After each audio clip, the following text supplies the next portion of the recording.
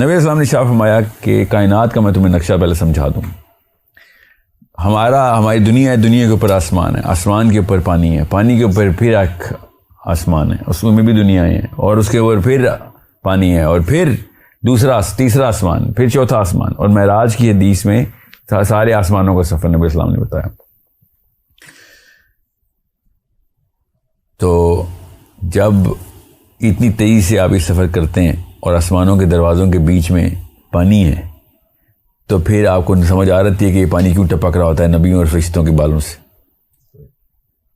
ورنہ تو یہ بتانے کی ضرورت نہیں تھی کہ پانی ٹپک رہا ہے. اور اگر بتا دیا ہے تو کسی وجہ سے بتایا ہے, شاعری کے طور پہ نہیں بتایا, یہ کوئی مصرع بیلنس نہیں کرنا تھا یا لفظ کے کوئی وزن ڈالنا تھا, نہیں, یہ ہمیں چابی کے طور پر بتایا تھا. کنایا ہے یہ, جی یہ کنایا ہے, یہ ایسا اشارہ ہے کہ جو سمجھنے والے کے لیے کافی ہے. اور دجال بھی انہی پانیوں کے اندر سے ٹریول کر رہا ہے, بیکاز حدیثیں ساری کی ساری وہ مل رہی ہیں. وہ کیسے؟ جب تمیم الداری پانی میں گم ہوئے تو ایک جزیرے پہ پہنچے.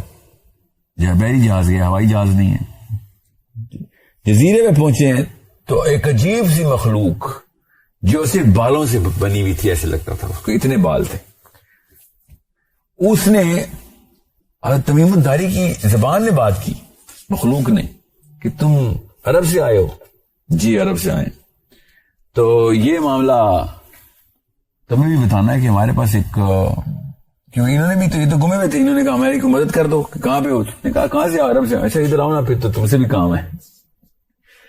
اور وہ ایک جگہ پہ لے کے گیا کہ جہاں پہ ایک بڑھیا نے کٹیا کے اندر ایک بندے کو باندھا ہوا تھا زنجیروں سے, اور وہ زنجیریں عجیب و غریب قسم کی تھی. حضرت عائشہ بنت حضرت فاطمہ بنت قیس کی حدیث ہے, اور صحیح حدیث ہے. وہ کہتی ہے کہ نبی اسلام نے شاہ فرمایا کہ تمیم الداری نے جب دیکھا کہ ایک جوان آدمی کو, گھنگریالے بالوں والا جوان آدمی, اس کو زنجیروں سے باندھا ہوا ہے, مگر وہ چھڑاتا ہے اپنے آپ کو اور ہوا میں چلا جاتا ہے اور آسمان کی طرف جاتا ہے, مگر زنجیر بند جاتی ہے اور پھر کھینچ لیتی ہے اس کو واپس, اور جیسی وہ کھینچتی ہے وہ زمین پہ آ رہا تھا. اس کا مطلب وہ پھدک رہا ہے, ہوا میں جاتا ہے, پھر جکڑا جاتا ہے, پھر واپس آ رہا ہے. یہ معاملہ چل رہا ہے اس کے ساتھ. اس نے دیکھا کہ کچھ لوگ آئے ہیں, بڑھیا نے اس کو باندھا ہوا ہے. بڑھیا نے کہا ذرا اس سے پوچھو سوال. تو دجال نے پوچھا کہاں سے آئے ہو؟ جی ہم عرب سے آئے. اچھا عرب سے آئے ہو. تو اس نے پہلا سوال کیا کہ فلاں علاقے میں جورڈن میں ایک باغ ہے, وہ بھی پھل دیتا ہے؟ تو اس نے تمیم الداری کہتے ہیں, ہم نے کہا ہاں دیتا ہے, بالکل دیتا ہے, بڑا مشہور ہے وہ. اچھا فرات کا پانی چل رہا ہے؟ پانی چل رہا ہے. اچھا محمد نام کا کوئی بندہ آ گیا نا نبوت کا دعویٰ کر کے؟ جی آ گیا. تو تمہارے لیے بہتر ہے کہ اس کے اوپر ابھی بیعت کر لو, بہتری تمہارے اندر یہی ہے, تمہارے لیے یہی ہے. یہ اس نے 3 سوال کیے, اور سمجھنے والے کے لیے اشارہ کافی ہے کہ نبی اسلام نے یہی والی بات ہم امت تک کیوں پہنچائی. کیونکہ دجال نے 2 جو باتیں پوچھی ہیں نا, دونوں کی دونوں پانی کی پوچھی ہیں. باغ تب تک پھل دیتا ہے جب تک کہیں سے پانی آ رہا ہوتا ہے, ٹھیک ہے. اور دریائے فرات کی جو سورسنگ ہے نا, کسی بھی دریا کی, سائنس کو نہیں پتا دریا کی سورسنگ کیا ہوتی ہے, ٹھیک ہے, میں بتاتا ہوں دریا کی سورسنگ کیا ہوتی ہے. نبی اسلام نے ارشاد فرمایا کہ میں نے معراج پہ جا کے دیکھا, چھٹے آسمان پہ سدرۃ المنتہا کی جڑ تھی, اور اتنا بڑا درخت تھا کہ اس کے پتے 7ویں آسمان پہ اگتے تھے. جڑ اس کی چھٹے آسمان پہ ہے, اور وہ جائی جاتا اس کا تنا, یہاں تک کہ پتے اور پھل اس کے 7ویں آسمان پہ لگتے ہیں. اتنا بڑا پھل ہے. مگر انہوں نے کیا دیکھا؟ نبی اسلام نے فرمایا کہ میں نے دیکھا کہ سدرۃ المنتہا کی جڑ سے نیل اور فرات جاری ہو رہے ہیں. چھٹے آسمان سے نیل اور فرات نکل رہے ہیں. یہ کڑیاں ملائیں آپ سارے, مارج وہ ہیں جو کہ راستے سے فرشتے نیچے آ رہے ہیں. نیل اور فرات چھٹے آسمان سے نیچے اتر رہے ہیں. پانی, ٹھیک ہے. نبی اسلام نے کہا ایک آسمان پھر پانی, پھر دوسرا آسمان پھر پانی. نبی اسلام نے فرمایا شیطان کا تخت بھی پانیوں پہ. شیطان بھی اپنے تخت پانیوں پہ لگاتا ہے, کہیں نہ کہیں پہ یہ بھی ادھر ہی کہیں پہ سیٹل ہے, ان کے راستے وہی, ان کو پتا ہے سب راستے. دجال ہے کہہ رہا ہے فرات خشک ہوا ہے کہ نہیں, اگر فرات خشک ہوا ہے اس کا مطلب ہے وہ والا ٹریک اب ایمٹی ہے. میں یہ نہیں کہہ رہا اس نے اس ٹریک سے آنا, مگر یہ صاف صاف بتا رہا ہے کہ بھائی اسی ٹریک کے اوپر ہی کام کرتا ہے, یہ اپنی گاڑیاں ادھر ہی دوڑاتا ہے, اس کے ٹرین اسٹیشن ادھر ہی کہیں پہ ہیں. یہ اس میں کسی بھی قسم کے شک میں مت رہیں کہ میں سائنس کے اینگل سے بتا رہا ہوں, یہ سائنس نہیں ہے, یہ سمپل فارمولائزیشن ہے جو نبی اسلام نے ہمیں بتائی ہوئی. اتنی آسان کر کے بات سمجھ آتی ہے کہ کس طریقے سے سورہ کہف کو دیکھنا ہے, سبابا کیسے سمجھ آئیں گے, کیسے ذوالقرنین سمجھ آئے گا, کیسے عیسیٰ ابن مریم, کیوں گدھا, کیوں حضرت عیسیٰ ابن مریم کا حلیہ, کیوں وہی والے معجزے, کیونکہ حضرت عیسیٰ ابن مریم نے جب واپس آنا ہے تو اسی ٹریک سے واپس آنا ہے, اور جیسے ہی حضرت عیسیٰ نے واپس آنا ہے اس نے پیچھے سے انٹری کی ہونی ہے. اور جب آپ ایسی دنیاؤں میں رہتے ہیں تو پھر آپ کو ایک دوسرے کا پتہ ہوتا ہے. اس لیے یہ واحد مخلوق ہے کہ جس کو عیسیٰ ابن مریم نے دیکھنا ہے اور یہ پگھلنا شروع کر دینا, پگھلنا شروع ہو جانا ہے. اس کو مارنے کی ضرورت نہیں پڑنی, پہلے ہی پگھل رہا ہوگا, جیسے نمک پانی میں کھل جاتا ہے. نبی اسلام نے ارشاد فرمایا, حدیث اتنی کلیئر واضح حدیث ہے کہ نمک پانی میں گھلتا ہے, اس طریقے سے یہ پگھلے گا, مطلب مر ہی جائے گا, بس ختم ہو جائے گا. جیسے حدیث کو دیکھ کر تحلیل ہو جائے گا. اور کس بات پہ تحلیل ہوگا, خالی دیکھنے پہ, دیکھنے میں اتنا سک. نبی اسلام نے کہا کہ عیسیٰ کی سانس جہاں جہاں تک پہنچے گی وہاں پہ اس کا خاتمہ ہو رہا ہوگا. یہ ادھر کی نہیں ہے, کسی اور جہان کی بات ہے. اس جہان میں یہ باتیں نارمل ہیں, یہاں پہ یہ باتیں نارمل نہیں ہیں. یہ انہی ٹریکس کے اوپر سیٹل اور اسٹیبلش کر چکے ہیں اپنے آپ کو. یہ ہے ضروری کنیکشن. اس لیے میں آپ کو بھی, تو میں نے ایک لڑی پوری کی ہے عیسیٰ کی اور دجال کی لڑیاں کہ اتنی زبردست طریقے سے ملتی ہیں کہ نبی اسلام نے ارشاد فرمایا جب عیسیٰ ابن مریم نے آنا ہے تو کب آنا ہے, کہاں پہ آنا ہے, دمشق کی سفید مسجد کے اوپر آنا ہے. دمشق کے اندر آسمان سے نازل ہونا عیسیٰ ابن مریم نے. یہ دوبارہ سے حضرت عیسیٰ نے برتھ نہیں لینی, حضرت عیسیٰ نے ایز ایز واپس آ جانا ہے, تو آسمان سے آنا ہے. یہ سمجھنے کی بات ہے.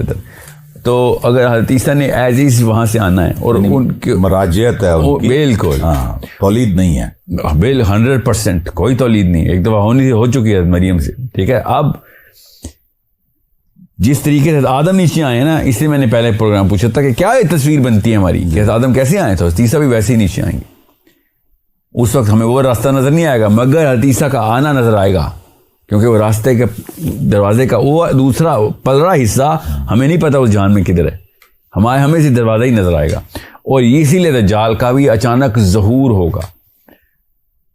دجال نے ایسے ہی معاملہ کر دینا ہے جیسے کہ حضرت عیسیٰ نے کرنا ہے آ کے, اور حضرت عیسیٰ کی بہروپ میں ہی وہ بیٹھا گیم کھیل رہا ہوگا ساری. تو حضرت عیسیٰ جب اصل میں آئیں گے تو سینس بنتی ہے کہ وہ 2 نمبر جھوٹا بہروپیہ اصلی حضرت عیسیٰ کو دیکھ کے پگھلنا شروع ہو جائے گا.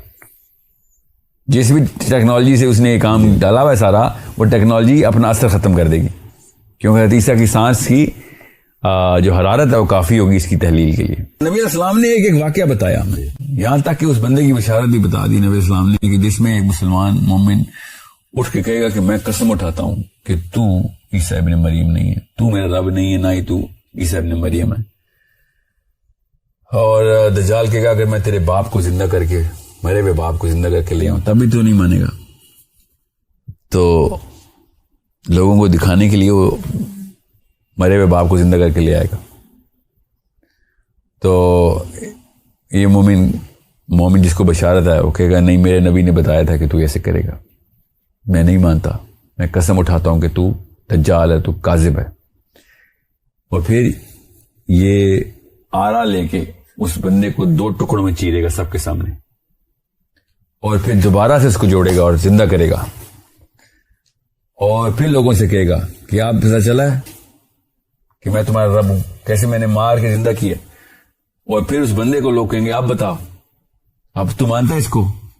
تو وہ کہے گا اب میں دگنی قسم اٹھاتا ہوں کہ تو دجال نہیں, میرے نبی نے ایگزیکٹ یہ بتایا تھا کہ تم ایسا کرے گا, مگر مجھے نہیں پتا کہ خوش نصیب میں ہوگا کہ جس کے بارے میں اتنی بڑی بشارت ہے. تو یہ چھوٹا معجزہ ہے, مطلب آپ سوچیں کسی نبی نے یہ کام نہیں کیا, اللہ تعالیٰ اس پیرائے پہ اس سسٹم کو چلوائے ہی نہیں. یہ اسی کی ایک تجالیت ہی ہے کہ جو اس لیول کے دسترازی کرے گا ایسے ایسے کیٹیگریز کے اندر کے اتنی نارسسسٹک قسم کی اس کی مطلب فرعون بھی اس لیول پہ نہیں گیا کہ جس لیول پہ یہ جا کے کرتب دکھا کے لوگوں کو اپنی ربوبیت میں منوا رہا ہے, اور وہ بھی لوگوں کی جانوں کے بس.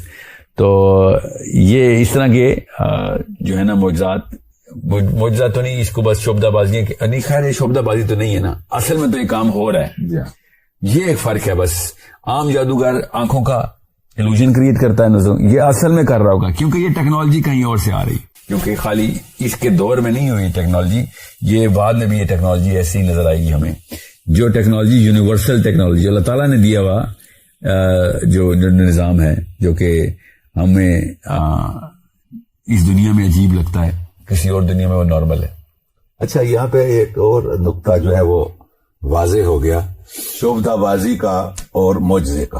اور جی بالکل, ہمارے اس آج کے دیکھیں اللہ تعالیٰ نبی کے تھرو کوئی کام کرے اس کو معجزہ کہتے ہیں. تو میں ایک محاورے میں معجزہ بول رہا ہوں, ورنہ کوئی عام بندہ بولے ولی اللہ کچھ کے تھرو ایسا واقعہ ہو جائے تو اسے کرامت بول رہا ہوں. میں اس کو کرامت بولنا چاہتا ہوں, نہ معجزہ بولنا, کیونکہ نہ یہ ولی اللہ ہے نہ کوئی نبی ہے. میں اس لیے بتا رہا ہوں لوگوں کی نفسیات میں وہی والا لفظ بیٹھے کہ یہ واقعی میں وہ کام ہو رہا ہے, واقعی میں مارا جا رہا ہے بندے کو اور واقعی میں زندہ کیا جا رہا ہے. یہ بھی نہیں کہ کوئی آنکھوں کا دھوکہ ہے, نظر کے فریب ہے, نہیں بالکل بھی نہیں. یہ اصل میں یہ واقعہ ایسے ہی ہو رہا ہے.